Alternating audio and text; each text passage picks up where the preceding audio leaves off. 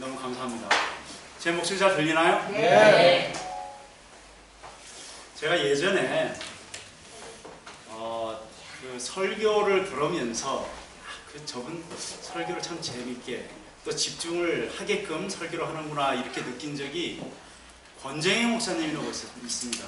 부가태지회에 선교부장으로 계시는데 그분이 노원교회에 이렇게 담임 목사로 있을 때 제가 몇 번 가봤는데 그 당시는 이 무선 마이크가 없었고 이렇게 긴 유선 마이크를 들고 이 선을 이렇게 하면서 저 끝까지 왔다 갔다 하세요. 설교를 하시면서. 그러면서 이렇게 보다가 이 좀 딴 생각하시는 분이나 좀 이렇게 좀 졸고 있는 분이나 이런 분을 눈빛을 보면 알거든요. 그럼 이렇게 가다가 좀 존다 싶으면 마태복음 2장 하면서 그 졸고 있는 분의 성경을 이렇게 펼칩니다. 그러면 졸다가 그냥 정신이 번쩍 나죠. 그 설교 방법도 참 좋겠다 생각해서 그 다음부터는 제가 이렇게 좀 한가운데 서서 이렇게 말하지 않습니다. 이렇게 좀 돌아다니면서 하기 때문에 촬영하시는 분이 좀 힘들지도 모르겠네요. 그리고 그분은 이렇게 손님 소개를 할 때 그 교회를 제가 처음 갔어요. 처음 갔는데 양쪽에 있는 분이 막 물어봐요. 어느 교회에서 왔냐, 왜 왔냐, 뭐 나이가 몇 살이냐, 이름이 뭐냐. 양쪽에 있는 분이 막 물어봐요. 그래서 왜 이렇게 물어볼까. 그래서 궁금했는데 예배를 시작하니까 목사님이 손님 소개를 시키는데 양쪽에 있는 사람 중에 누굴 시킬지 목사님이 정하는 거예요. 그러니 양쪽에서 막 물어볼 수밖에. 만약 모른다 그러면 물어봐서 대답하세요. 이런 식으로. 그거 아주 제 마음속에 굉장히 큰 나름대로 감명을 받았습니다. 여러분 감사합니다. 이렇게 또 저와 같이 또 부족한 사람을 초청해 주시고 개인적으로는 이 박인배 목사님을 형님처럼 항상 따르고 존경하고 그래서 여기까지 오게 됐습니다. 그리고 고등학교 때 이제 제가 서울 삼육고등학교를 나왔는데 전도지를 천장을 돌리자 이제 이런 생각으로 그 가방 안에 전도지가 항상 차 있었어요. 버스 타고 다닐 때 전철을 전도지 참 많이 들었습니다. 저는 그 당시에 하나님이 곧 오실 거라고 생각했어요. 내가 옥상에서 기도를 많이 하고 정말 그때는 눈에 보이는 게 하나님밖에 보이질 않았어요. 꿈속에 하나님 나타나고 그럴 때가 있었어요. 근데 이제 나중에 세월이 지나서 이제 어른이 되고 제가 박물관에서 근무를 하면서 이 박물관에 오시는 분에게 뭔가 설명을 해줘야 되잖아요. 그래서 그때부터 제가 사진을 가지고 연구를 하게 됐습니다. 뭔가 도움을 주려면 연구를 했죠. 그러면서 제가 또 생각하기를 이 한국재림교회사를 100개 교회를 제가 방문을 해서 무료로 이걸 봉사를 해야 되겠다. 이 생각을 하게 됐습니다. 100개 교회를 이거 하는 게 얼마나 힘든지 정말 힘듭니다. 지난주는 안흥에 있는 교회를 방문을 했는데 금요일 설교 똑같아요. 금요일 설교, 안식학교. 그러면 금요일에 마치고 달려가야 되는데 차가 막히면 기도가 예배 시간까지 못 마실까 봐 가지고 그런 부담을 많이 안아야 됩니다. 근데 이제 100개 교회는 넘은 지가 이제 오래됐고 지금은 몇 개인지 100개 교회까지는 샜는데 그 다음부터는 이제 세질 않았어요. 하여튼 여기는 우리 이제 박 목사님과 인맥으로 해서 여러분과 함께 시간을 나누게 됐습니다. 시간이 한 5시간 정도 걸리는데 여러분들 시골교회에서는 제가 10시까지 요청을 해가지고 10시까지 해준 적이 있습니다. 근데 여기서 10시까지 하면은 여러분들 아마 많이 화낼 거예요. 그래서 제가 최대한 추격을 해가지고 8시 반까지 마치도록 하겠는데 혹시 시간이 오버돼서 좀 여러분에게 불편하게 되면 먼저 나가시더라도 제가 기쁘게 제가 이해를 하겠습니다. 좀 양해를 부탁드리겠습니다. 고린도전서 10장 11절 말씀입니다. 이 스크린을 여러분들은 많이 활용하시고 그러시면 될 것 같습니다. 그들에게 일어난 일은 본보기가 되고 또한 말세를 만난 우리를 깨우치기 위하여 기록되었느니라. 이 사실은 우리가 이 성경이라는 것은 알고 보면 역사책입니다. 역사책. 창세기의 역사, 우주의 역사, 미래의 역사, 지금까지 이스라엘이 이어져온 모든 역사입니다. 이 역사를 왜 공부합니까? 역사는 바로 우리 선조들이나 우리 조상들이 실수했던 것을 우리는 실수하지 말아야 되겠다, 이런 생각으로 공부한다고 생각합니다. 그렇기 때문에 우리 한국재림교회사가 지금까지 112년이 됐습니다. 그 기간 동안 있었던 수많은 교훈들을 이 시간, 이 한 시간에 축약해서 나누는 것은 매우 중요하다고 생각합니다. 제가 이 부분을 안 들려고 했는데, 제가 우리 한국재림교회사에 또 이 미국에서 시작된 한국재림교회사를 제가 아주 짧게 3분 동안 좀 설명하겠습니다. 이 마틴 루터가 종교개혁을 일으킨 거예요. 네, 여러분 연도를 잘 관심 있게 보면 역사 공부는 이 연도입니다. 연도를 관심 있게 보면 재밌습니다. 마틴 루터가 종교개혁을 시작해요. 그리고 이 개혁주의 장로제도가 시작됩니다. 1520년에 시작하죠. 그리고 장로교에서 제침례교가 나오고 1534년에 성공회가 나옵니다. 이게 우리 개신교의 역사입니다, 여러분. 모든 개신교들이 인정하는 역사입니다. 이 성공회에서 1612년에 침례파가 나옵니다. 성공회에서 침례파가 독립돼서 나온 거예요. 성공회는 계속 유지되고, 그 다음에 1787년에 감리교가 나옵니다. 그러니까 이제 장로교, 침례교, 감리교 이렇게 여러 이제 그 교회가 생겨났을 때에 1830년에 침례교 농부였던 윌리엄 밀러라는 분이 어느 날 다니엘서를 죽으라고 공부를 하다 보니까 대속죄를 발견하게 됩니다. 아, 참 여러분, 그 목사가 아니라 농부가 얼마나 성경을 열심히 공부하면 1844년을 발견하게 돼요. 정말 대단한 일입니다, 사실은. 그런데 이분이 발견하고 나서 바로 외치지 않습니다. 한 5년 정도 자기만 알고 있어요. 자기만 알고 있다가 9년 정도 남겨놓고 도저히 참을 수가 없어요, 이거. 아니, 이걸 어떻게 나 혼자만 알고 있으랴 하고 9년을 남겨놓고 외치기 시작합니다. 그래서 그때 미국에서 재림운동이 시작돼요. 그리고 수많은 이 개신교파가 이 재림운동을 같이 동참해요. 그런데 예수님이 오지 않죠. 1844년에 대실망이 이루어집니다. 대부분의 많은 성도들이 하나님을 버렸어. 아, 하나님 없어. 에이, 교회 안 가야지 하고 다 떠납니다. 그리고 두 번째로 다시 시기를 정하는 무리가 생겼고, 마지막 세 번째로 원인이 뭘까? 왜 안 왔을까? 하고 연구를 시작하게 됩니다. 이것이 바로 재림교회의 시작입니다.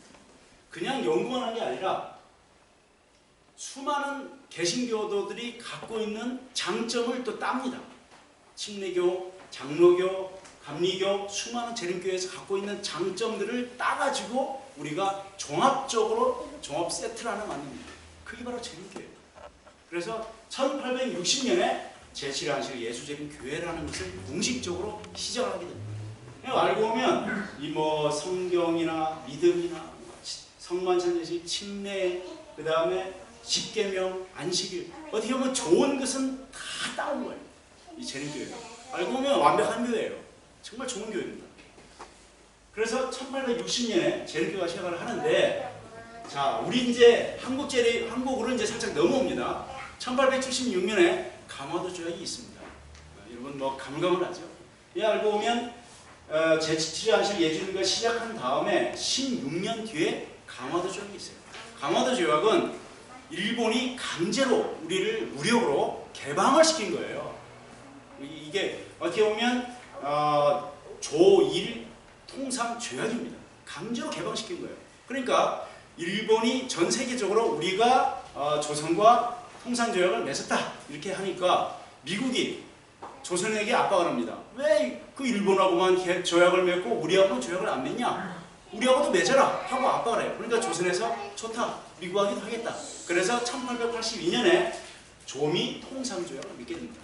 통상조약을 맺는다는 것은 뭐냐면 미국 사람들로 하여금 조선이라는 나라가 있었어? 하고 뉴스를 통해서 보게 되는 거예요. 그러니까 1882년에 신문에 딱 뜬 거예요. 미국에. 조선이라는 나라가 있었다. 우리가 통상조약을 맺었다. 그러니까 알렌이라는 사람이 바로 그 소리를 듣고 신개척지니까 전도하러 날아와요. 알렌이라는 사람이. 그 알렌이 감리교입니다. 그 다음에 1885년에 언더우드, 스크랜턴 이런 감리교와 북장로교파 이런 대단한 기라사 같은 사람들이 날라옵니다. 그 인천 제물포에 도착을 해요. 근데 이 사실은 정말 대단한 것은 뭐냐면 이 언더우드라는 사람은 북장로교파입니다. 원래 개혁주의 장로교로 있다가 거기서 조선에 가서 전도하려고 선교사로 지원하니까 우리 교파는 선교사 파견할 만한 능력이 안 돼. 그러니까 교파를 개혁파에서 북장로교파로 바꿉니다. 그러니까 왜냐하면 언더우드의 외할아버지가 초교파주의자였어요. 교파를 따로 정하지 않고 초교파주의자. 그러니까 교파를 바꿔가지고 선교사로 가기 위해서 교파를 바꿔가지고 온 거예요. 그리고 그 언더우드의 그 밑에 그 이제 연희전문대학교 지금 연세대학교 이제 그 전실되죠. 연세대학교를 세우는데 그 언더우드 바로 밑에 전도사가 있었는데 전도사가 감리교를 있어요. 그래서 장로교 밑에 감리교가 있었대요. 그러니까 이제 연세대를 세우면서 목사님 이 연세대를 세우는데 그 교파를 어떻게 정할까요? 그러니까 전도사 자네 마음대로 해. 그러니까 원래 북장로교파가 전도사가 감리교였기 때문에 그럼 감리교로 하죠 뭐. 그래서 연세대가 지금도 감리교. 참 재밌죠? 근데 하지만 이 언더우드라는 사람이 얼마나 대단한 사람이냐면 언더우드의 4대 손이 얼마 전에 은퇴를 했습니다. 연세대에서 그 교수로 생활하다가 은퇴를 했는데 자기 모든 그 월급으로 받은 집부터 옷이며 볼펜 하나까지 싹 다 연세대학교에 기정을 하고 미국으로 보냅니다. 저는 정말 엄청난, 저는 이걸 보고 굉장히 감동받았어요. 왜냐하면 언더우드의 4대 손자가 연세대에서 교수하다가 퇴직을 하면서 다 연세대에 기정을 하고 미국으로 가요. 근데 이 선교사의 후손들은 참 대단히 느껴집니다. 어쨌거나 그리고 이제 1895년에 청일전쟁이 일어나요. 청일전쟁이 일어나서 일본이 이기죠. 그러니까 이제 세상은 다 일본 거가 됐어요. 일본 거가 되니까 그 명성황후가 말을 안 들으니까 일본이 죽이죠. 그러니까 바로 아관파천이 일어나죠. 러시아 공사관에 있을 때, 이게 좀 1897년에 러시아 공사관에 있을 때 고종 황제는 어딘가 기댈 데가 필요해요. 그때 그 고종 황제를 설득한 사람들이 프랑스, 미국 선교사들이 이게 우리 그 개신교에 그때까지만 해도 기독교 우리 조선에서 자유가 없었어요. 그러니까 기독교 자유를 좀 먹게 해주십시오. 포교 자유를 주십시오. 이렇게 설득을 해서 고종 황제가 1898년에 이제 한국에서 기독교 자유롭게 포교해라 라고 명령을 내리게 됩니다. 이게 사실은 이 1898년은 알고 보면 아관파천이라든가 을미사변 이런 게 다 연관이 되어 있던 역사적인 사건이었습니다. 그래서 1898년에 지금도 저쪽에 종로 쪽에 가면 정동제일교회가 있습니다. 여러분과 함께 쫙 그쪽으로 한번 이렇게 투어를 하면 상당히 더 감동적입니다. 그 뒤쪽 부분이. 그래서 이제 그렇게 설립을 하고 나서 1904년에 우리 한국의 재림교회는 시작을 하게 됩니다. 자, 이제 이쪽 부분에서 우리 현재 작년에 보면 60차 재림교회 세계총회가 있었는데 지금 우리 한국의 재림교회는 24만 명이라고 말합니다.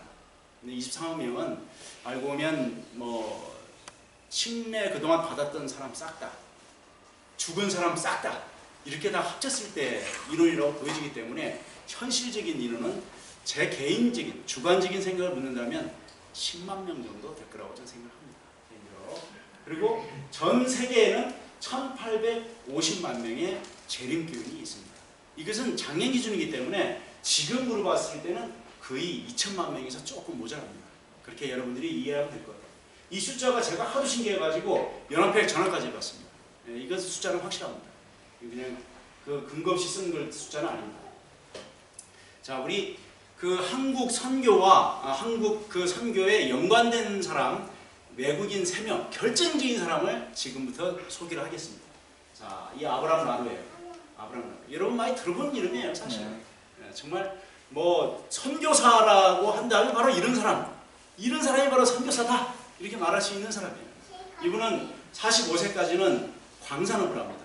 그래서 광산을 하다가 크게 성공했다가 불이 나가지고 쫄딱 망해요. 그러면서 세상의 헛됨을 깨닫습니다. 그러면서 그때부터 장로균이 돼요. 장로균이 돼서 계속 장로교를 다니다가 그 다음에 51세에 그 장로교 사모님이 목사 부인이 그 사모님에게 시조 한 권을 누가 주고 가요. 누가 이 시조를 주고 가니까 그 아브람 나루 당신 읽어 하고 사모님이 줘요. 그러니까 그 시조를 읽다 보니까 안식이라는 내용이 나와요. 안식. 그 당시 우리 재림교회에서 전도할 때 가장 흔하게 이렇게 했던 부분이 바로 시조였어요. 시조의 안식이라는 내용을 잘 기록을 해서 주는 거예요. 그럼 그걸 보고 일요일이 아니라 토요일이네? 라고 이제 충격을 받게 됩니다. 그래서 전도를 했던 게 우리 재림교회가 전도했던 가장 흔한 방법이었어요. 그 아브람 나루가 51세에 그걸 보고 깜짝 놀랍니다. 안식이 토요일이구나. 그때부터 재림교인이 됩니다. 아브람 나루가. 그 다음에 59세에 재림교회 신학과를 들어가요. 그리고 2년 만에 61세에 졸업을 해요. 61세에 대충에 요청하기를 내가 그 아시아에 선교사로 가겠다. 나를 좀 지원해달라. 그러니까 당신 나이도 많고 그리고 당신은 아시아에 치안이 너무 안 좋으니까 안 돼 하고 거절합니다. 근데 이 아브람 나루는 그 대충의 거절도 무시하고 66세에 홍콩을 거쳐서 하와이를 거쳐서 홍콩에 도착합니다. 그때가 바로 1888년이에요. 1888년은 최태원 목사가 태어난 해와 동일하고 또 믿음으로 말미암는 의를 재림교회에서 선포한 해가 바로 1888년입니다. 그래서 홍콩에 도착한 그때 66세로 도착한 때가 바로 아시아에 처음으로 재림기별이 전달되는 해였어요. 그리고 이분은 평생 동안 아시아 홍콩에서 문서전도를 하다가 사망합니다. 지금도 이분의 무덤은 홍콩에 있어요. 그 당시 선교사들은 내가 선교사로 가면 그 나라에서 묻는 게 바로 선교사였어요. 그 당시. 그래서 그 위생병원의 유지한 박사, 유 박사도 미국에서 한국에 올 때 모든 재산을 정리하고 한국으로 왔습니다. 한국에서 은퇴를 시켜서 보내지만 않았으면 그분은 아마 한국에 뼈를 묻었을 겁니다. 여기 참고해 주시고, 중요한 것은 아브람 나루의 또 가장 큰 그 역할은 뭐냐면 미국에서 8년간 목동 생활을 하면서 이 그레인저라는 사람을 전도합니다. 이분이 어떻게 보면 그레인저를 전도함으로 인해 가지고 일본이 재림 기별을 받게 되는 거예요. 자, 이 그레인저라는 사람은 이런 사람이에요. 엘렌 조항 여사의 요청으로 힐즈버그 대학을 세워요. 엘렌 조항 여사가 어떻게 보면 지금으로 말하자면 삼육대학교라고 생각하면 이해가 쉽습니다. 세워요. 그 힐즈버그 대학에 일본인 중에 최초의 재림교인이라고 할 수 있는 오코히라라는 사람이 유학을 와요. 유학을 와서 재림교인이 됩니다. 그리고 오코히라가 대학을 졸업하면서 일본으로 돌아갈 때 그레인저 학장님 저와 함께 일본에 가서 학원을 세워서 우리 같이 한번 전도합시다. 이렇게 요청합니다. 그 요청을 받아들여서 그레인저가 학장을 접고 바로 일본으로 가서 영어학원을 세우게 됩니다. 영어학원을 세웠는데 여기 바로 이 그레인저의 모습입니다. 지금 일본 삼육대학에 가보면 예를 들어 삼육대학교 하면 제임스 리에 대해서 우리가 참 존경을 많이 하죠. 일본 삼육대학교 가면 바로 그레인저의 큰 동상이 그게 있어요. 그래서 그레인저가 바로 일본 전도의 초석을 놓은 사람이 바로 그레인저입니다. 이 사진은 그 영어학원 직원이었어요. 영어학원 직원들이 기념으로 찍은 사진입니다. 이 영어학원을 세우고 그레인저는 딱 4년 동안 살고 요독증이라고 하는 아주 고통스러운 질병에 걸려서 사망을 합니다. 그리고 이게 이제 여러분 잘 아시는 푸니아 시대, 그리고 아까 때 제가 말한 것처럼 오코히라라고 하는 사람은 여기 있습니다. 그리고 양쪽으로 있는 사람이 바로 영어학원의 강사, 그리고 이렇게 부부가 됩니다. 부부가 되고 이렇게 또 부부가 돼요. 그리고 이 그레인저의 부인은 여기 있고 첫째 딸은 여기 있고 둘째 딸은 여기 있습니다. 그러니까 이쪽이 사위가 되겠죠. 이렇게 됩니다. 예, 그런데 바로 이 이제 일본을 전체를 전도하는데 가장 큰 역할을 하는 사람은 그레인저가 전도를 했지만 쿠니아 히데가 리어카를 끌고 다니면서 그 어떤 문서 전도를 합니다. 그래서 쿠니아 히데의 역할로 일본 전체가 전도가 된다고 생각합니다. 원래 쿠니아 히데는 여러 가지 직업을 갖고 있는 사람이었어요. 뭐 기도도 하고 또 돈 받아주는 또 사채업자도 하고 여러 가지 일을 하는 사람이에요. 그런데 이 사람이 군인이 됐어요. 군인 중에서도 특히 회계하는 그 직업 군인이었어요. 그런데 이 사람이 자기가 침례를 그 그레인저에게 받기 전에 이미 침례 교회에 이미 그 침례를 받은 사람이었어요. 그 교파가 침례교였어요. 그런데 자기가 선교사가 되어야 되겠다. 선교사가 되려면은 영어를 잘해야 되겠다. 그래야지 선교사가 될 거 아니냐. 영어를 잘해야 되겠다고 마음먹었는데 부대 앞에 영어 학원이 들어섰네. 그러니까 영어를 배우려고 한 거예요. 그래서 그레인저를 만나가지고 1년 만에 재림교회로 개종이 된 거예요.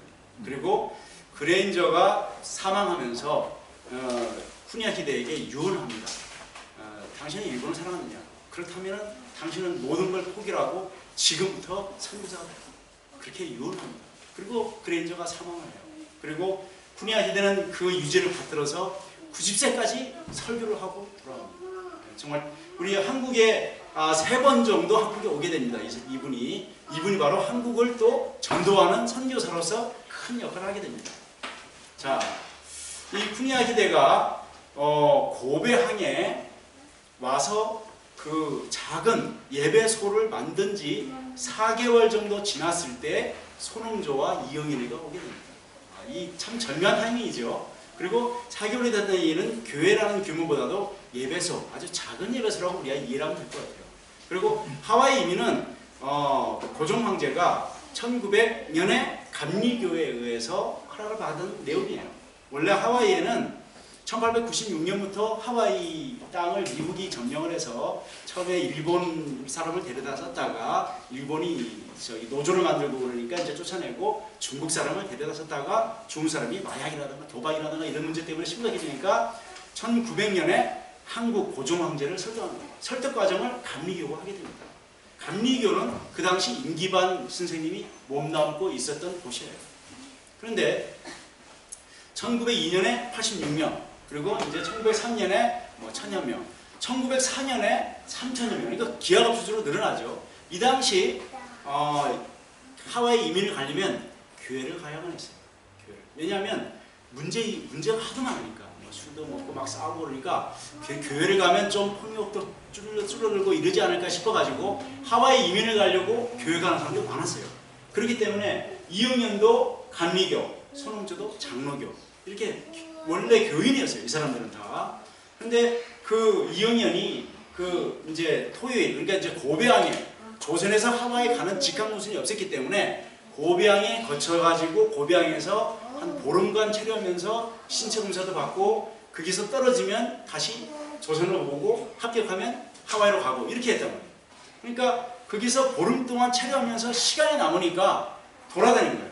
그런데 제7일 안식일 기독 불임회 이런 그 간판을 보고 이영일이가 이상해서 고민하고 있으니까 쿠니아 히데가 들어오라고 그래가지고 말이 안 통하니까 한문으로 3일간 주고받은 거예요. 침묵으로. 그래서 안식일과 성소에 대한 내용, 재림에 대한 기별을 쿠니아 히데가 전달하게 됩니다. 그래서 이영일이가 내가 이쪽에 모든 감리교를 버리고 이쪽으로 가야 되겠다. 그리고 하와이 이민도 버리고 내가 재림교회 선교사가 되어야 되겠다. 이렇게 마음을 먹습니다. 하지만 신체 검사에 합격이 됐어요. 이영년은. 그러니까 그때는 국가적으로 명령이에요. 하와이 안 갈 수가 없어요. 그래서 이영년은 하와이로 갑니다. 그리고 재림교회사에서는 이영년의 흔적을 놓치게 됩니다. 그래서 결과적으로는 하와이 가면서 아마 재림교회를 어떤 자기 마음속으로만 유지했을 뿐이지 전도를 하거나 가족들에게 이 전도하기는 쉽지 않았던 걸로 우리가 이해를 하고 있습니다. 중요한 것은 이영년이 손흥조를 전도를 해서 일주일 만에 데려왔다는 거예요. 쿠니아 히데에게. 그래서 손흥조를 이영년이가 전도한 거예요. 쿠니아 히데는 이게 말이 안 통하니까 손흥조가 전도해서 이영년이가 손흥조를 전도해서 다행스럽게도 손흥조가 건강이 안 좋아가지고 떨어지게 돼요. 떨어져서 한국으로 오게 됩니다. 오게 되면서 배 위에서 임기반을 만나게 된 거예요.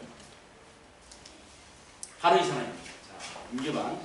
이 임기반은 여러분 뭐 임창열 경기도지사의 할아버지가 되기도 하고, 그리고 17세에 과거를 겁제를 한 아주 천재 중에 천재.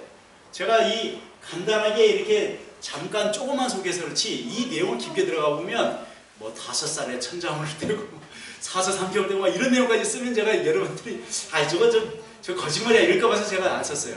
굉장한 천재입니다. 그리고 이 사람은 안창호보다 나이가 10살이 많은 고향 이렇게 그리고 안창호가 워낙 가난한 사람이다 보니까 이 사람 그 임기반 집에서 몇 달간 하숙을 치고 이렇게 돈을 안 받고 하고 그랬어요. 그래서 안창호는 상당히 가까운 사람이에요. 근데 이제 안창호는 장로교인이고 원래 안창호의 그 장인어른이 이석환 씨라고 우리 재림교회라는 것은 여러분 아시는지 모르겠어요. 그리고 이제 좀 뒤에 나오겠지만 김창세라는 사람이 나옵니다. 김성원의 아들 김창세라는 사람이 또 이석환 씨의 또 이렇게 사위랍니다. 그러니까 이 김창세라는 사람은 재림교회 중에서 아주 뛰어난 의사예요. 뛰어난 의사인데 이 안창호라는 사람은 재림교회하고 연관이 상당히 깊습니다. 그런데 왜 재림교회는 안 됐느냐? 이 장로교 쪽에서 이 재림교회는 그 당시 돈이 없었어요. 우리 돈이 없어가지고 순환에 이렇게 학교를 짓고 그런 상황이 될 수밖에 없었잖아요. 근데 이 장로교 쪽은 돈이 많아요. 평양에다가 학교를 지어주고 막 빵빵하게 지원해주니까 이 안창호 씨가 이 의리를 안창호 씨는 의리 있는 사람이에요.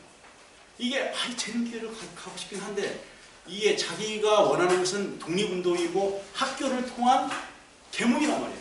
그런데 이 장로교를 버리자니 자기가 독립운동을 할 수 있는 자금이라든가 이런 지원이 너무 힘들어요. 그래서 사실은 그런 부분 때문에 안창호 씨는 이 재림교회의 기별을 다 알면서도 그런 부분 때문에 장로교회에 계속 있다가 사망한 거예요. 그 대신 이 재림교회에 대한 내용을 알았기 때문에 나중에 뭐 서대문 연구소에서 나온 다음에도 뭐 포도즙이라든가 이게 위생병원에 포도즙이 있는 걸 봤는데 그 포도즙을 좀 갖다가 내가 좀 먹었으면 좋겠다 이런 요청을 해서 이 서울 위생병원에서 포도즙을 갖다가 또 뭐 안창호 씨에게 갖다 주고 이런 기록이 나옵니다. 하여간 중요한 것은 이 안창호와 함께 신민회 독립운동을 같이 했던 사람이 바로 임기반입니다. 임기반. 근데 이분은 이 당시 여권 수속 업무를 했어요. 제가 그랬잖아요. 이민 모든 총괄 업무를 감리교회에서 했다고. 감리교회에 이 사람이 그 이민자를 모집하고 이런 총책이었어요. 그런데 하와이에 우리 이민 갔던 우리 사람들이 하도 싸움을 하고 막 술을 먹고 문제를 많이 일으키니까 정신계몽을 할 사람을 보내달라 이렇게 요청이 와서 임기반이가 하와이에 가서 8개월 동안 정신계몽을 시켜주고 고베항을 거쳐서 한국으로 오는 길이었어요. 고베항에 왔는데 안식일에 이민자들을 다 3,400명을 모아놓고 교육을 하는데 2명이 도망간 거예요. 2명이 없어요. 이민자 중에. 2명. 이응영과 손흥조 2명이 없는 거예요. 그래 막 난리 났어요. 이제 어디 탈링했다고 막. 그래서 찾다 보니까 교회 갔습니다. 아니 토요일에 교육하는 데가 어디 있어? 그래서 임기반 씨가 후니아 기대를 만납니다. 토요일에 교육하는 데 어디 있느냐? 왜냐면 자기도 감리교회에서 세례를 받고 감리교 전도사라는 호칭까지 받은 사람인데 토요일에 교회 가는 것은 처음 본 거예요. 그런데 후니아 기대가 어떤 얘기를 하냐면 말이 안 통하니까 이제 뭐 또 글씨를 쓰면서 얘기를 했겠지만 우리는 정치에 관여하지 않습니다. 이 얘기를 해요. 우리 재림교회 신조는 우리 신앙을 정부가 건들지만 않으면 우리는 정치에 관여를 하지 않는 게 재림교회 신조예요. 그러니까 정치에 관여를 안 해? 나는 독립운동을 해야 되는데 그러니까 자기가 이 재림교회는 나랑 연관이 없네 하고 포기를 하고 배를 타고 오는 길에 손흥조가 배 위에서 전도하는 거예요. 배 위에서 전도하는 소리를 듣고 손흥조랑 얘기를 갖다 열흘 동안 배 위에서 계속 얘기합니다. 그러면서 임기반이가 원래 이명주라는 분이 내가 재림교회의 기반이 되겠다. 기반이 되겠다라는 마음으로 임기반으로 이름을 바꿉니다. 이 사람이 얼마나 의지가 대단한 사람인지 정말 대단한 사람이에요.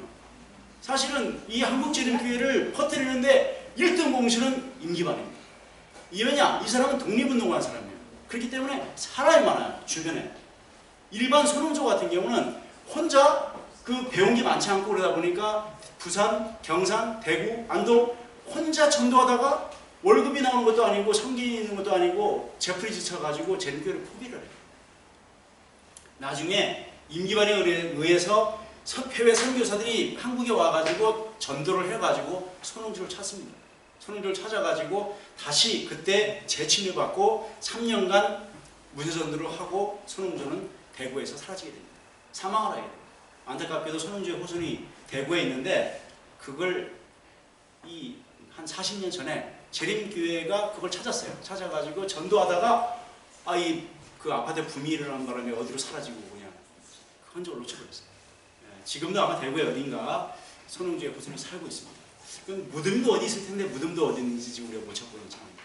하여간 그 손흥조는 우리가 그 세력이 없다 보니까 그렇게 끝났지만 임기반은 대충으로부터 급여를 받으면서 전도를 하면서 재림교회를 5년 만에 엄청나게 크게 신장을 시킵니다. 성장을 시킵니다. 그리고 하지만 이제 안타까운 건 뭐냐면 그 당시만 해도 남북한에 간의 갈등이 있었어요.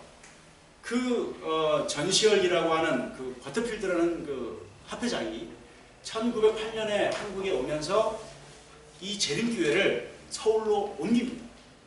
왜 재림교회 본부는 서울에 있어야 돼요. 평양, 북한 쪽보다는 서울에 있어야 된다고 주장을 하게 됩니다. 옮기니까 거기에 대해서 반대를 해가지고 임기반 씨는 평양교회를 독립해서 그냥 혼자 나가게 됩니다. 그래서 근데 이제 그 당시 일제시대 돈이 있기나 아무것도 없으니까 혼자 그냥 주장하다가 그냥 독립운동을 하겠다 하고 독립운동 쪽으로 나가서 일본에서 의문의 일본이 아마 이제 의문의 사고로 사망이 됩니다. 아마 이제 독립운동을 하다 보니까 일본이 제거한 걸로 이렇게 착각을 하고 있는데 하여간 임창열 경기도지사는 여기에 대해서 자기 할아버지가 재림교회에 큰 역할을 한 것에 대해서 아직까지도 우리 재림교회에 대해서 큰 애정을 갖고 있어요. 대표적으로 이제 두 가지 사건을 제가 말씀드리자면 가평 정몽이 유적지가 발견됐을 때 임창열 경기도지사가 그 땅을 사라. 내가 헐값에 팔겠다. 이런 제안을 우리에게 한 적이 있어요. 물론 이제 그때 오만규 목사님의 반대로 사지는 않지만 어쨌거나 임창열 경기도지사는 우리에게 제안을 했어요. 헐값에 주겠다. 사라. 그리고 두 번째는 수동 요양병원이 원래 거기가 불법으로 지어진 건물이에요. 거기 정부의 허가를 받지 않고 불법으로 먼저 허가 받기 전에 건물을 지었어요. 그러니까 그 경기도에서는 그건 불법 건물이기 때문에 무너뜨려라고 지시를 해요. 무너뜨려라. 그때 우리가 고민에 빠져 있을 때 임창열 경기도지사가 그걸 재림교회를 이렇게 끌어안습니다. 그 요양병원은 국가가 해야 될 일인데 이 작은 교회가 하겠다는데 국가가 도와주지 못하면 무너뜨리는 말이 되느냐? 그냥 그 허가를 내줘라. 이렇게 해가지고 수동요양병원이 그냥 진행할 수 있도록 도와주게 됩니다. 사실은 그것은 이제 임창열 경기도지사가 자기 할아버지에 대한 그 의리를 아직까지도 잊지 않고 있는 걸로 우리가 알고 있습니다. 자, 그렇게 해서 이제 우리 쿠니아 히데가 한국에 와가지고 이렇게 이제 전도회를 52일이나 해가지고 여기 이제 임기반, 쿠니아 히데, 그리고 이게 이제 일본에서 온 필드 목사님 이렇게 전도를 하게 됩니다. 시간이 많이 지나갔기 때문에 지금부터 좀 시간을 좀 앞당기도록 하겠습니다. 자, 이게 보니까 여기 보면 김규혁이라고 하는 모습이 보입니다. 김규혁. 이 당시 쿠니아 히데가 한국에 와서 2명의 청년을 시조 출판 기술과 영어를 교육시키기 위해서 우리 이제 한국에 그때 신학과가 있었던 게 아니잖아요. 일본에서 신학과 교육을 시키기 위해서 2명의 청년을 데려갑니다. 그분이 바로 이 김규혁이라는 분이었어요. 김규혁과 김승원 이 두 사람을 일본으로 데려갑니다.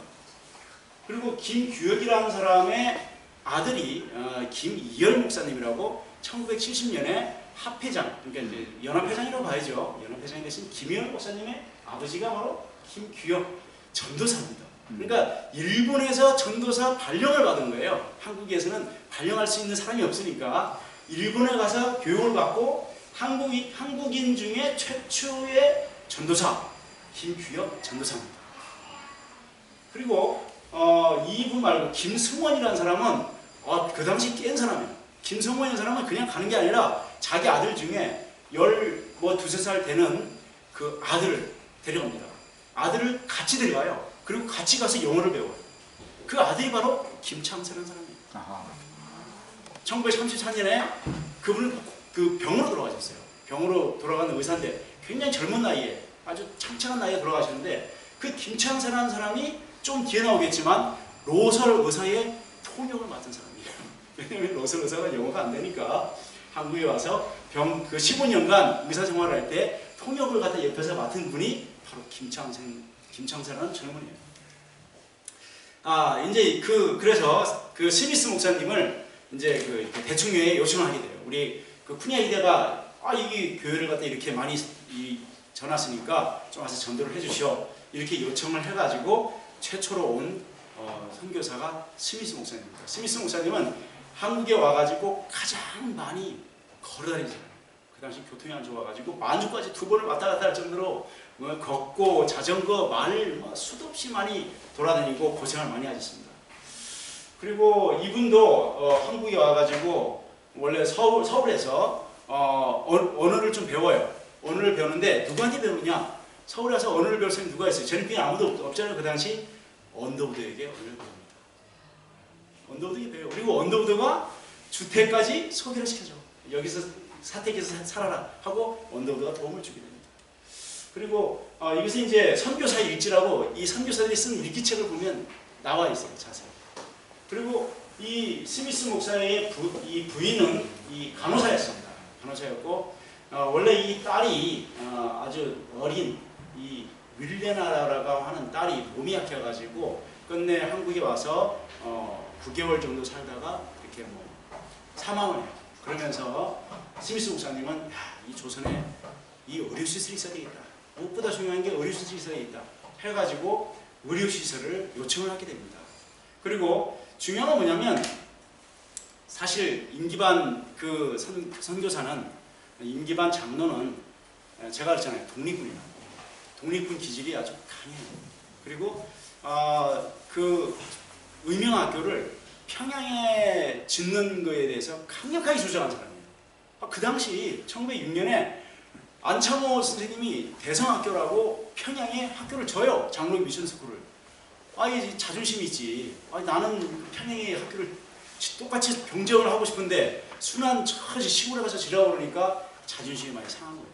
그러니까 스미스랑 하나에 싸우는 거예요. 그러니까 스미스 목사님이 이 독립군들 데리고 이 조선을 재림기별을 전달하기는 힘들겠다. 정말 새로운 피해 수혈이 필요하겠다. 이런 생각을 하게 됩니다. 그래서 1906년에 음영학교를 짓게 돼요. 사실 그 재림교회가 이 선교사들이 한국에 와서 제일 먼저 세운 게 교회잖아요. 교회를 제일 먼저 세우고 그 다음에 세운 게 학교입니다. 1906년에 학교를 세우고 1908년에 병원을 세우게 됩니다. 1910년에 언론 출판사를 세우게 됩니다. 시조사는 역사가 1910년 10월 10일 그때 시조가 시작된 거예요. 물론 그 전에 이제 특별한 기별이라든가 말세 복음부라든가 이런 그 책을 만들어내긴 했지만 한 번, 두 번 만들고 끝났고 시조의 처음 역사는 1910년 10월 10일이 이제 1호로 시작을 하게 되는 거죠. 자, 그래서 그 당시 대주민으로부터 급여를 받았던 사람들의 사진 모습이에요. 이 스미스 목사님, 그 다음에 임기반, 강창호 이렇게 가리켜 있어요. 임기반 씨가 그 당시 월급을 30원을 받았습니다. 30원은 어느 정도의 가치가 있냐면 1930년대에 1원으로 쌀 한 마리를 샀어요. 1원으로 쌀 한 마리를 샀는데 이때 1908년에 30원이라는 돈을 한번 계산해 보세요. 결코 작은 돈이 아닙니다. 큰 돈이에요. 그리고 이성일이라고 하는 이 여자 전도사 이분은 11원을 받았습니다. 이게 우리 재림교회에서 다 기록이 나오니까 제가 이제 설명을 드립니다. 자, 이제 그 다음에 스미스 목사님 다음에 사운대 선생님. 사운대 선생님에 대해서 여러분에게 소개하겠습니다. 이 사운대 선생님은 원래 루터교회였어요. 루터교회에서 17세에 재림교인이 됩니다. 그리고 22세에 어느 날 꿈을 꿔요. 꿈속에서 강 건너에서 3명의 그 여인이 애타게 막 부르는 꿈을 꿔요. 애타게 막 부르는 꿈을 꾸고 아침에 일어나서 보니까 대충 위에서 편지가 와 있어요. 편지에서 조선으로 선교사로 가십시오. 이런 편지. 그러니까 아니 나는 저 미국에서 전도하는 게 좋은데 이 조선 처음 보는 나라인데 별로 갈 마음이 없었어요. 그리고 그날도 역시 전도지를 하루 종일 돌리고 오면서 도서관에 가가지고 백과사전을 찾아요. 조선이 어디야? 백과사전을 찾아보니까 조선 해놓고 그 참고 사진으로 사진이 하나 있어요. 사진에 여자 3명이 저고리를 입고 있는 그 모습을 딱 나오는 거예요. 그런데 그 여자 그 3명의 얼굴 딱 보니까 꿈속에서 깨끗하게 부르던 그 여자가 그래가지고 그때 충격받은 거예요. 이 사무대 선생님이 원래는 조선에 가고 싶은 마음이 없었는데 그걸 딱 보고 나는 무조건 조선으로 가야겠다. 그래서 만사를 제쳐놓고 조선으로 오게 됩니다. 이분은 정말 조선 언어의 정말 그 마술사예요. 11개월 동안 조선어를 배워서 음영학교에서 교사를 합니다. 정말 아주 천재예요, 천재. 16년간을 어느 천주교 신부가 죽으라고 한국어를 배운 다음에 한국어 다시 안 배워 하고 포기하고 한 그 천주교 신부가 있는데 11개월 만에 한국어로 그냥 그렇게 뛰어난 분이에요. 그리고 그만큼 천재였던 만큼 한국에 와가지고 엄청나게 많은 일을 하게 됩니다. 그리고 13년간 살다가 1910년에 이질에 걸려가지고 사망을 하게 됩니다. 이분이 부조화 선지자를 통번역을 한 사람이에요. 3년 동안 통번역을 하는데 얼마나 마귀의 시험이 강하든지 죽을 듯이 아픈 거야. 너무 아픈 거야. 그래서 미국에 가서 치료받고 다시 올까? 아니면 통번역을 마치고 갈까? 고민하다가 너무 그 순환의 생활이 열악하고 그러니까 내가 미국에 가면 다시 돌아올 자신이 없었던 거예요. 그래서 그냥 끝까지 목숨 걸고 번역을 다 마치고 미국에 가서 바로 돌아가셨어요. 이분은 바로 부조화 선지자와 목숨을 바치신 아주 대단하신 분이에요. 아주 아무리 제가 큰 소리를 외쳐도 정말 위대한 선교사입니다. 자, 제가 아까 그랬죠. 이 로설 의사, 스미스의 딸이 사망과 함께 이게 의사가 온 분이 바로 로설 의사예요. 로설 의사. 이승만 대통령과 함께 대학교 같은 동기입니다. 이승만 대통령이 이쪽에 대학교를 나왔어요. 그리고 로설 의사는 워낙 가정이 힘들어서 대학교 때 벽돌 공장에서 아르바이트를 합니다. 그래서 그 벽돌을 굽는 기술을 가지고 음영학교를 짓습니다. 음영학교가 벽돌을 짓잖아요. 벽돌로. 바로 로설 의사의 실력이었어요. 그리고 스미스 목사 같은 경우는 제가 딸 하나 이랬다고 했잖아요. 14살 된 아들을 마찬가지로 또 사망이 됩니다. 이제 그 순환에 이제 이렇게 묻고 돌아가시는데 이 로설 의사는 한국에서 아들 2명을 잃습니다. 그리고 아들 하나와 자기 부인까지 한국에서 얻은 병으로 사망이 됩니다. 참 굉장히 큰 고통을 당하셨던 분이에요. 한국에서 14년, 15년 정도 이렇게 치료를 합니다.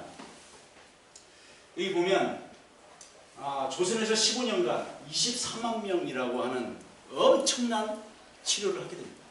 그리고 하루에 그야말로 몇백 명을 치료를 해야 돼요. 약 한 번 냄새 맡으면 그냥 바로 치료되는 그런 기적을 갖다 많이 베풀었고, 그리고 이 당시에 의료 선교사는 대충의 급여가 없었습니다. 그럼 뭐냐?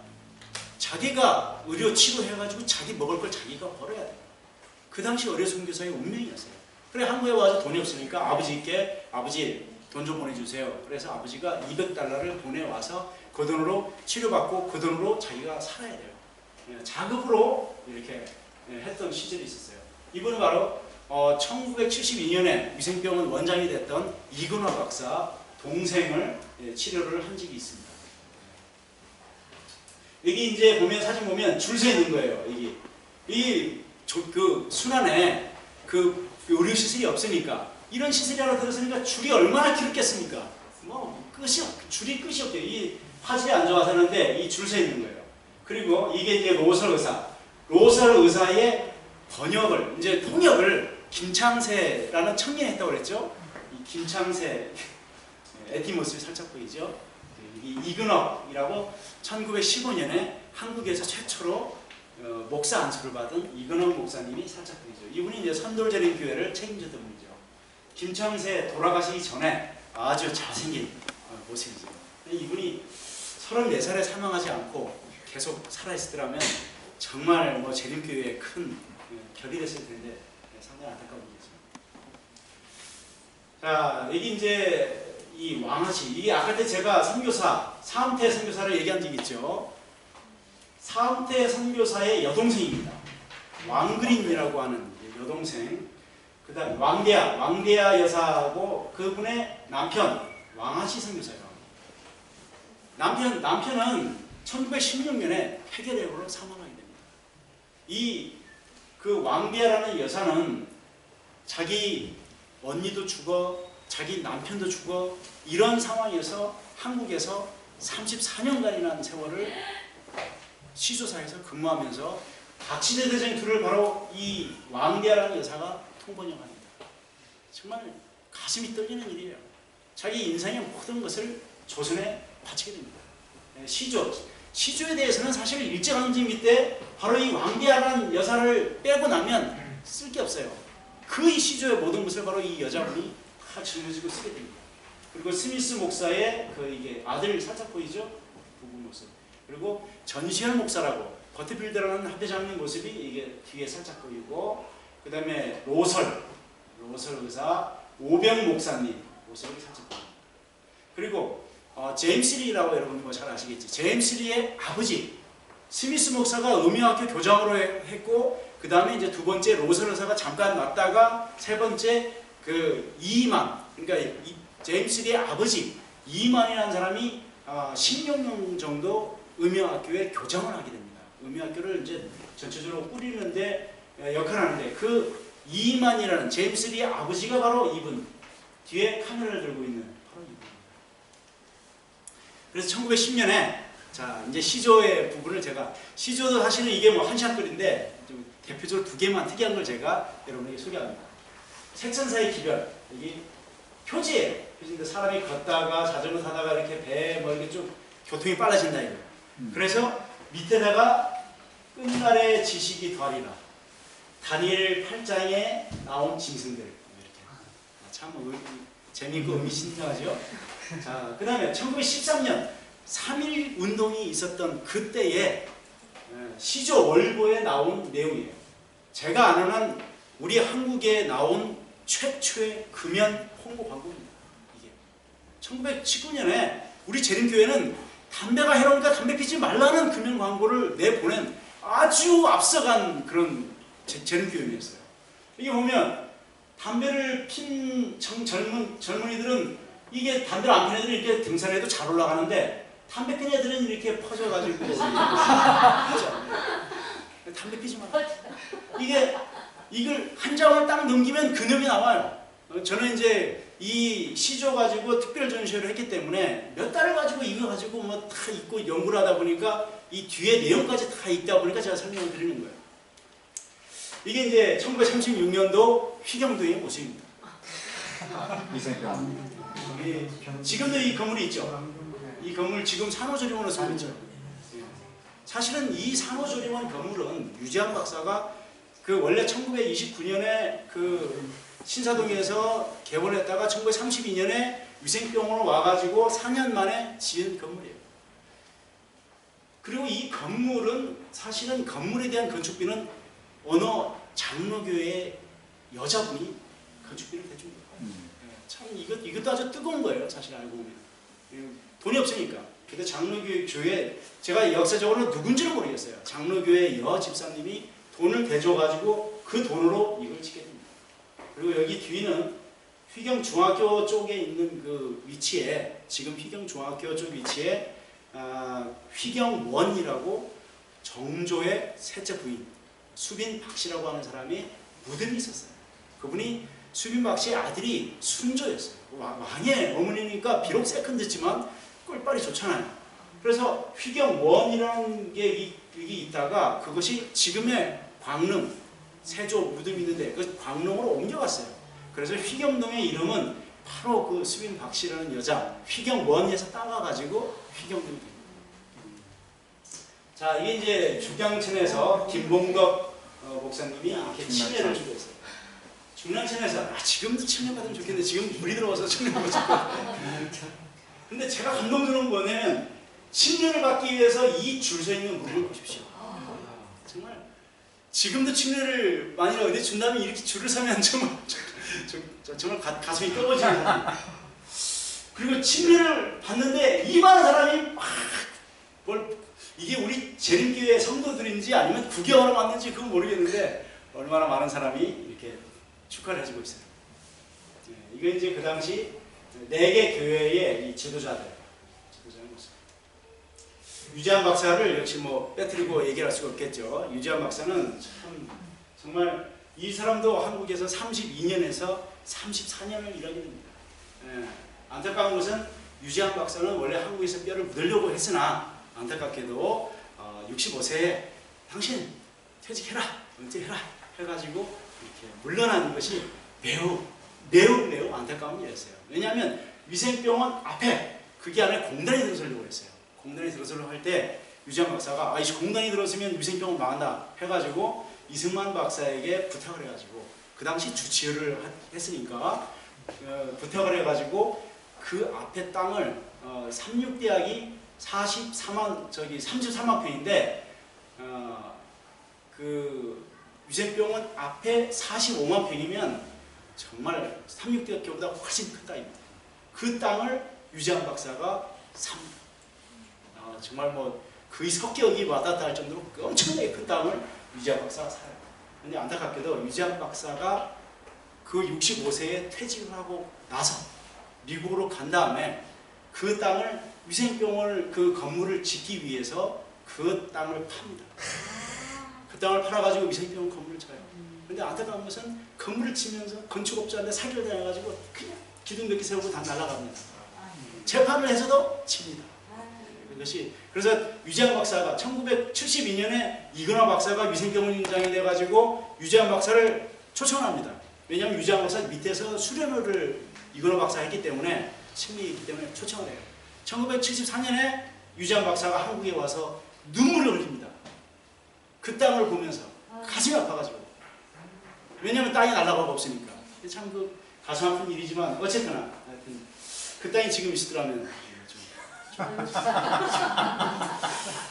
이 유지한 박사가 처음에 왔을 때 메이벨 여사입니다. 메이벨 여사는 한국에 와가지고 5년 만에 이 자궁 난종이 생겨가지고 이 남편이 치료를 했는데 돌아가셨어요. 참 알고 그 의사는 참 알고 괴로운 직업이야. 잘못하면 자기 부인도 죽일 수가 있어.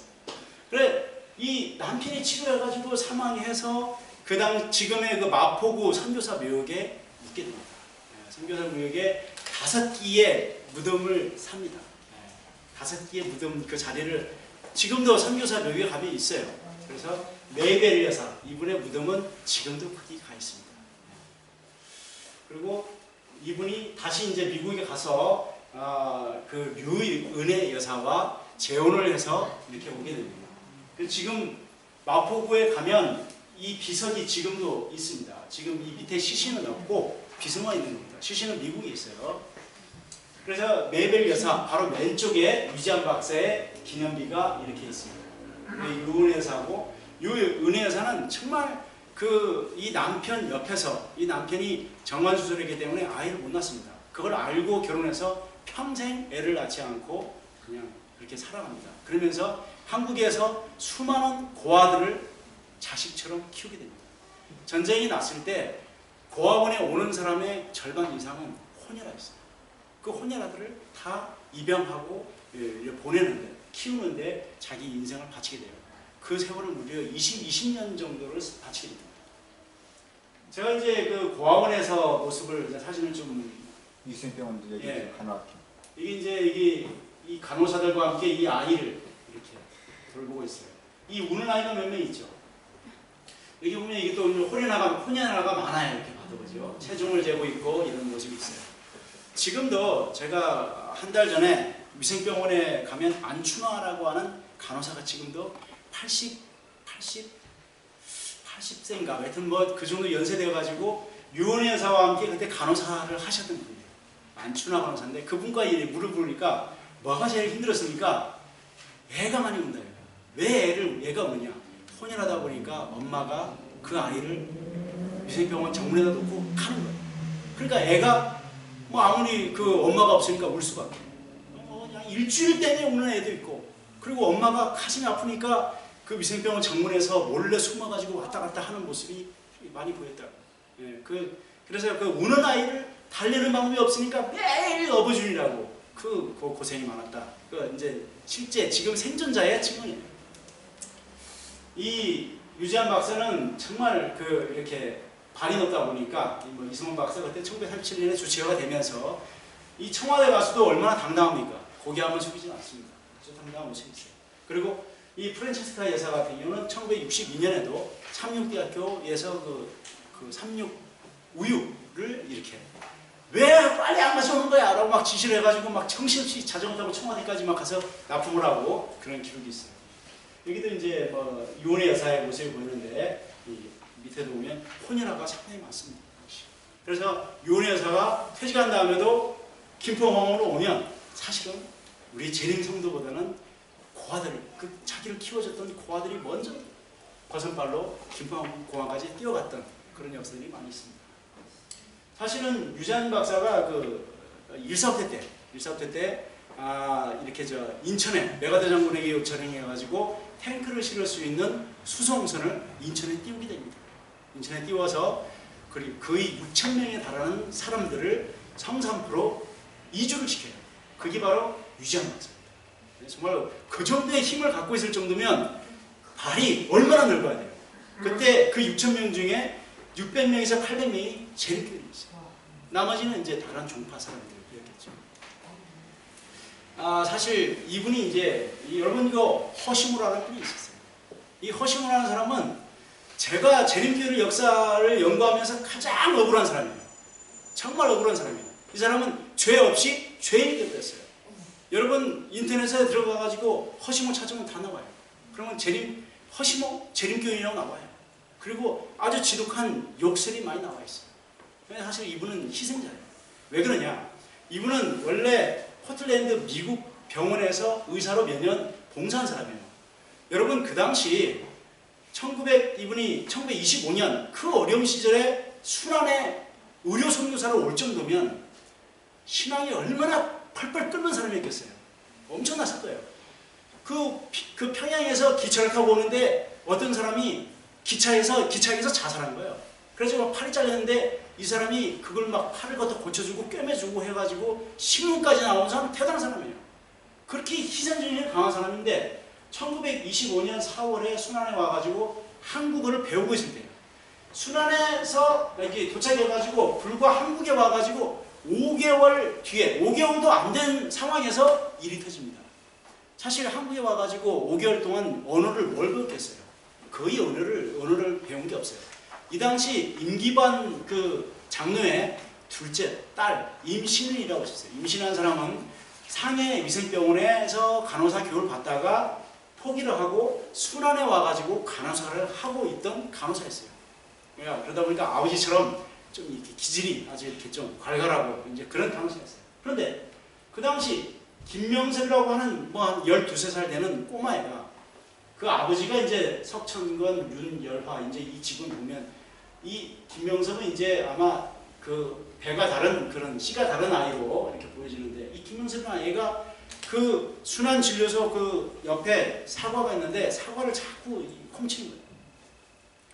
아무리 야단을 쳐도 또 훔치고 야단 쳐도 또 훔치고 왜냐면 그 당시에 사과가 없으니까 애가 자꾸 훔치는 거예요. 그러니까 이제 자꾸 훔치니까 그 임신일이라고 하는 간호사가 얘를 잡아다가 엄마한테 가요. 그리고 돈을 물어내라고 그래요.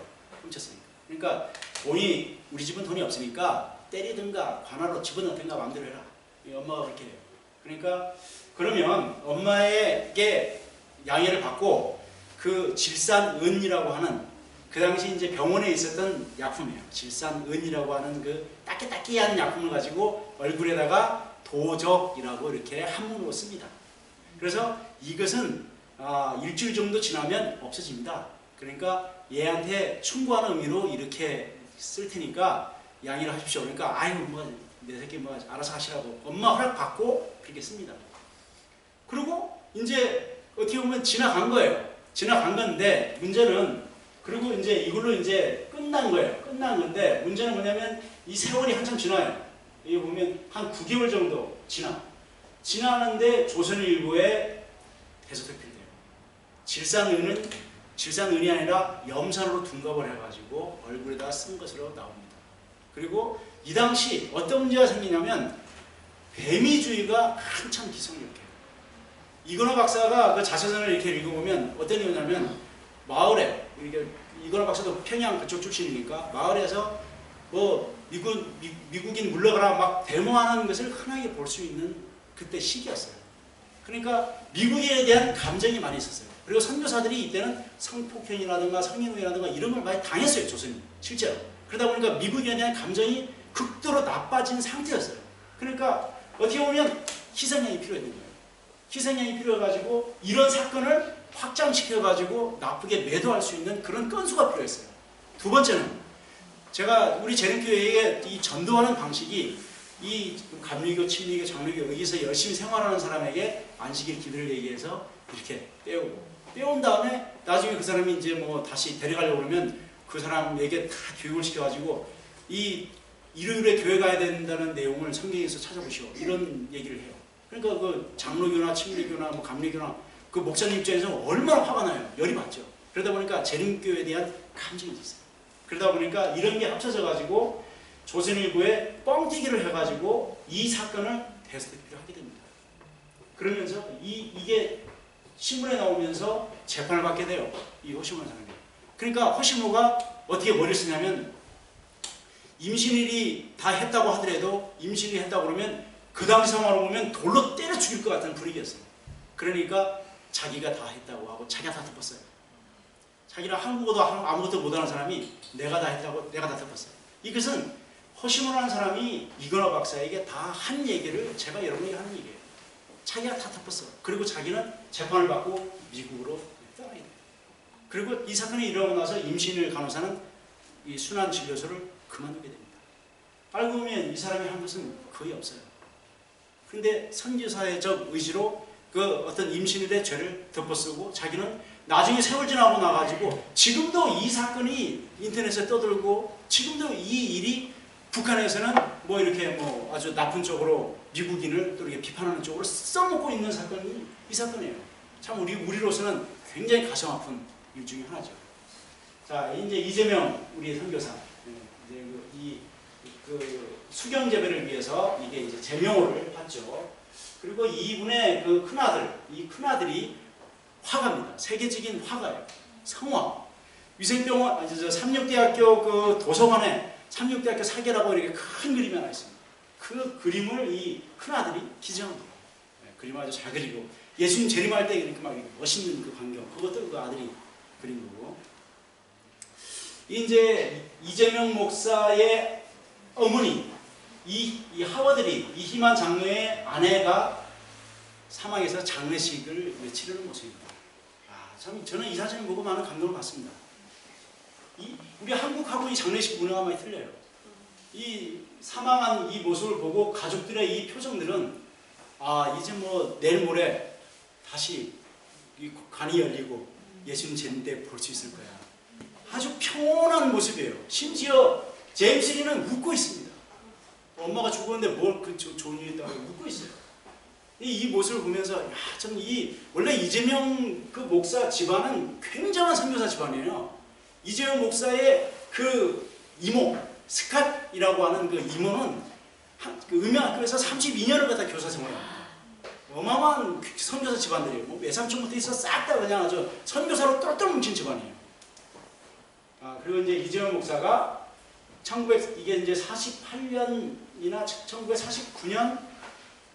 1948년 이제 겨울 아니면 1947년 말 정도로 보여지는데 삼육대학교를 부지를 사기 위해서 그때 조선 왕조 그 전주희 씨 가문의 땅이었기 때문에 이 영친왕입니다. 영친왕 이분은 이제 일본인기도 한 그 이방자 여사. 그래서 이제 필리핀에서 일본에 들러서 계약서에 도장을 찍으러 일본에 가서 사진 찍은 거예요. 이 땅의 모습이 일본입니다. 예.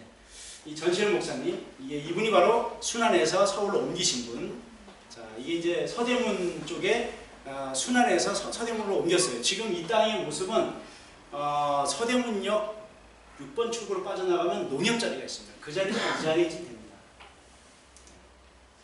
오병 목사님, 오병 목사님에 대해서는 내일 제가 안실학 교시간에 조금 설명할 시간이 있을 것이에요. 오병 목사님의 큰딸, 이 딸이 바로 그 네이벨 예수사의 그 왼쪽에 붙여 있어요, 이분이. 왜냐하면 이분의 아들이 부가대집에서 근무를 하셨어요. 그래서 그 옆에 묻혀 있어요. 네, 바로 여기입니다. 이게 이제 여러분들이 그 양화진 묘기에 가면 이게 있어요. 네, 제넷 오벽 맥기 추모비 이렇게 있죠.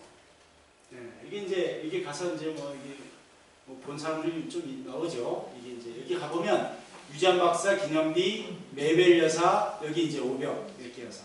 그리고 여기 두 개가 더 쓸 자리가 있는데 쓰지 못해요. 그 전쟁 중에 계약서를 분실했어요. 그래서 여기를 쓰지 못하고 있는 그런 상황입니다. 제가 그 유지한 박사가 6,000명을 성산포로 이주했다고 그랬죠. 그때는 재림교인이었으면 어마어마한 특혜가 있었어요. 왜냐? 배를 탈 때 가장 좋은 자리는 재림교인. 아주 차별이 심했어요, 사실은.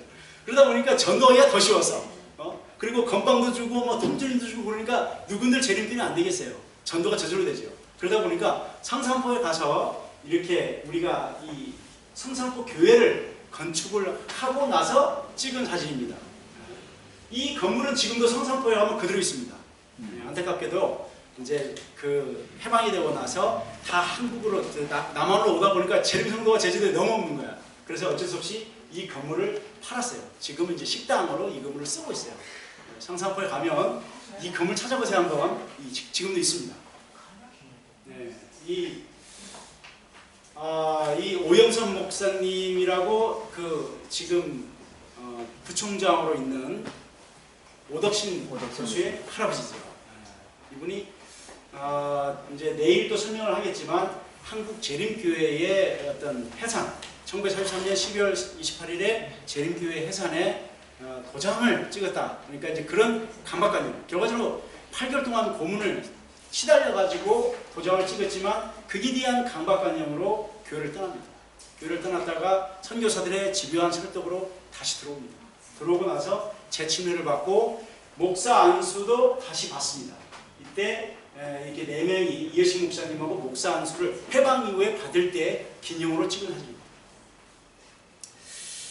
이거 보면 문리빈 선생을 만주 화폐로 보내면서 시조사에 그러니까 1929년에 재림교회가 너무 힘들어요. 너무 힘드니까 재림교회 안에 있는 우리 재직자들을 구조조정합니다. 인원을 자꾸 잘라요. 그 와중에 만주 화폐에서 시조 이렇게 돌릴 수 있는 시조사 직원 3명을 요청합니다. 그래서 서울 화폐에서 이 3명, 이 문리빈과 이 두 사람까지 이 3명을 만주 화폐로 발령을 합니다. 발령을 해서 순종하는 마음으로 만주로 갑니다. 그리고 재림교회 역사 속에서 이 문리빈이라는 이름은 사라집니다. 그러니까 그 가서 전쟁과 수많은 세월 속에서 후손들이 지금 어떻게 재림교인이 됐는지 안 됐는지 아무 기백이 없어요. 그 당시 물론 그분들이 재림교인이 있을 수도 있고 아닐 수도 있어요. 중요한 건 뭐냐면 제가 말하고자 하는 것은 만주로 가라고 할 때 기꺼이 갔던 그 당시 시수사 직원들도 거의 99%는 선교사들이에요. 대단한 신앙을 갖고 있는 사람들이에요. 지금 우리 부산에 가라고 해도 인사 쓸 수도 있는 시대지만 이분들이 이 사진을 보면 아주 뜨거운 사진입니다. 임성원 목사님. 임성원 목사님은 이분의 아들이 이문서 목사님이라고 지금 저기 의정부 밀락교회에 있는데 의정부 밀락교회 가서 제가 이제 한 40분 이 순서를 썼는데 40분 만에 무슨 수로 이 재림교회를 다 합니까? 그걸 하고 내려오니까 이문서 그 목사님 저보고 왜 당신은 그 해방되고 나서 북한에서 있었던 뜨거운 역사에 대해서 왜 당신은 얘기를 안 뺐느냐? 알죠? 얘기를 하고 싶었으나 시간이 짧아서 뺀 거예요. 근데 왜? 그 얘기가 어떤 부분이냐? 해방되고 나서 1946년도에 북한에서 이분이 이제 북한 쪽에 선교 책임자였어요. 그 당시 전도회를 할 때는 60일을 했어요. 전도회를. 겨울에 했어요. 봄, 가을에는 농사지으니까 겨울에 이 그 멍석을 깔고 교회에서 숙식을 하면서 전도를 했어요. 그리고 전도회가 다 마쳐지면 대동강을 깨가지고 침례를 줬어요. 정말 뜨거운 역사입니다. 전도회를 60일을 했다는 게 그 기록에 나와요. 제림교회사에. 그러니까 그분이 실제 그 전도회에 참석한 분이에요. 왜 그 기록을 뺐냐고 그러니 제가 얼마나 미안해요. 다음부터는 교회를 할 때마다 그 얘기를 꼭 하겠습니다. 네, 맞습니다. 그렇게 뜨겁게 신앙생활을 했어요. 그분의 이제 아버지죠. 정동식 목사님. 이분도 제가 뭐 옛날에 내일 제가 좀 보충 설명하겠습니다. 김명길 목사님. 이 김명길 목사님은 재림교회가 해산되고 나서도 혼자 숨어가지고 전도를 해서 침례를 153명을 준 사람이에요. 원래 장로교입니다. 장로교회였다가 길가에 떨어진 전도지를 발견하고 그 본국교회까지 자기 혼자 물어서 온 거예요. 이게 안식일 교회가 맞느냐. 그리고 안식일이 왜 집이 있느냐. 혼자 물어가지고 오신 분이고 문서전도의 달인이에요. 얼마나 문서전도를 잘했든지 시조를 그냥 판매를 막 하면은 그 판매 수입이 목사님 월급의 2배 정도 됐던 아주 대단한 문서전도를 잘하셨던 분이에요.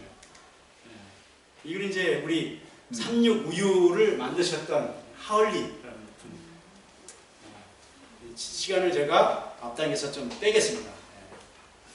자, 여기서 퀴즈입니다. 이분의 지금이 뭘까요? 정답입니다. 아이, 너무 쉽게 맞히면은. 전적이 있으시는지. 사물이 있습니다. 제가 예배 마치고 사물을 드리도록 하겠습니다. 이 1950년대에 찍은 사진입니다. 다 못 맞히는데 어디에 전문가라서 맞히는 바가지, 누구는 바가지 장사냐, 뭐 소쿠리 장사냐 이렇게 얘기하는데 이분은 무슨 선생님이에요. 그 당시는 돈 현찰이 돌지 않다 보니까 시조를 주고 바가지나 이렇게 현물로 그래서 정말 이분의 겨울에 이 집신을 신고 손이 시리니까 이 두껍게 옷을 말아 입은 이 사람들의 이 전도 능력으로 인해서 지금 우리들이 이렇게 앉아 있는 거예요. 사실 정말 뜨거운 모습입니다. 이건 KMC 모습인데 이제 우리 재림교회가 이게 군대 가면 안식일 지키기 힘드니까 이게 이제 이 훈련을 시킨 거예요. 그래서 의료 구급법을 교육을 시켜가지고 여기 이제 군대 가면 논설교에서 여기 뭐 자격증 있는 사람 손들어 그러면 여기 KMC 있어요. KMC가 뭐야? 이거 저 구급법 의료 그 훈련을 받았습니다. 그래? 그럼 너 의무병으로 가. 해주면 고맙고 야 이게 뭐야 이거? 야 나 제대로 가. 그러면 이제 어쩔 수 없고 이제 이런 그 훈련을 받았던 게 KMC 그런 교육이었어요. 대봉사.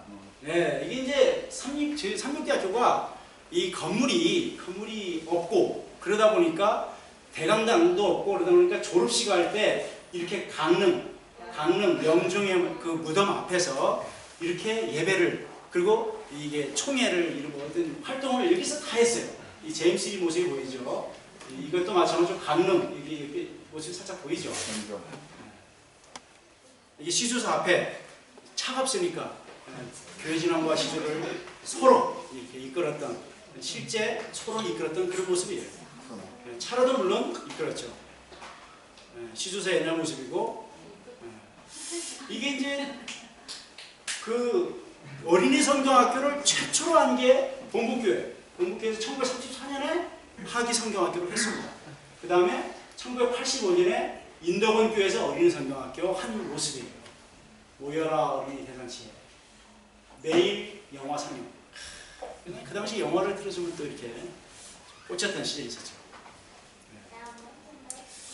구인사학장님 모습이고요. 이분이 7개국으로 하셨던 체코슬로바키아에서 공산국가에서 캐나다로 망명하셨던 자유를 위해서 독립운동하다가 망명하셨던 분. 그러다 보니까 박정희 대통령하고 친했겠죠. 지금도 살아계십니다. 이분이 91살 정도 됐을 거예요. 지금 살아계시고 미국에 살아계시고 지금도 정말 열심히 전도하세요. 91세에. 이 사진에 박근혜 대통령 좀 좋아하겠다. 박근혜 대통령 어렸을 때 사진이 있다고 그러는데 그분이 그걸 안 주네. 그 저하고 메일로 주고받았는데 제가 한국어로 써가지고 연락이 없어요. 이게 여기 이 나무 지금도 이 나무는 있을까요? 예. 아, 갔죠. 나무가 병들어서 죽었어요. 갔어요. 병들어 죽었는데 지금은 뿌리만 이만큼 남아 있어요. 이게 마지막 오늘 필름입니다. 여러분 시간을 좀 하여튼 뭐 아쉬운 건 있지만 어쨌거나 좀 저로서는 최선을 다해서 하겠습니다. 이게 마지막 필름이에요. 제가 참 그러니까 한국 재림교회가 해산이 되고 나니까 재림교회를 다 조선총독부로 바쳐라라고 한 명령을 내려요. 일본에서. 그러니까 이준호 목사님이 그 당시에 문서전도인입니다. 이분은 문서전도인이고 나중에 이제 신학과 나가지고 이렇게 했는데 이분은 그 당시에 차과살이 할 때예요. 돈도 없고 문서전도만 오직 목숨 걸고 문서전도 만든 분인데 그 용현교회라고 용현교회는 의성에 있습니다. 제 처갓집이 의성이다 보니까 이제 그쪽 부분을 잘 아는데 이 용현교회가 그 당시 초등학교가 있을 정도로 꽤 규모가 큰 교회였어요.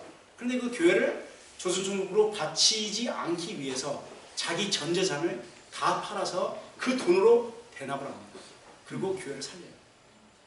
그래서 참 이 분의 첫째 아들이 지금 청해교 다니죠. 이원우 교장선생님. 이원우 교장선생님하고 지금도 저랑 이게 친하게 이렇게 뭐 카톡을 오고받고 하는데 지금도 이렇게 그 용현교회를 가보면 이 신기부 장로의 외손자 최경봉 장로가 교회를 이끌고 있어요. 한 6명 앉혀놓고 교회를 제가 가서 한 3시간 동안 이렇게 시간을 쓴 적이 있었는데 사실 이 뭐 교회에 우리 하나님을 위해서 머리가 헌신하기가 쉽지 않습니다. 근데 교회가 하나님이 세운 이 교회가 쓰러져 갈 때 자기 모든 재산을 팔아가지고 그 교회를 살리기 위해서 자기 전 재산을 바칠 수 있다는 것은 저는 이 사진을 보면서 정말 재림교회는 희망이 있다. 아직도 충분히 희망이 있다라고 생각합니다. 오늘 또 부족한 두 분은 또 내일 안식할 시간에 또 가득히 채우도록 하겠습니다. 모든 말씀을 이렇게 드리도록 하겠습니다. 감사합니다.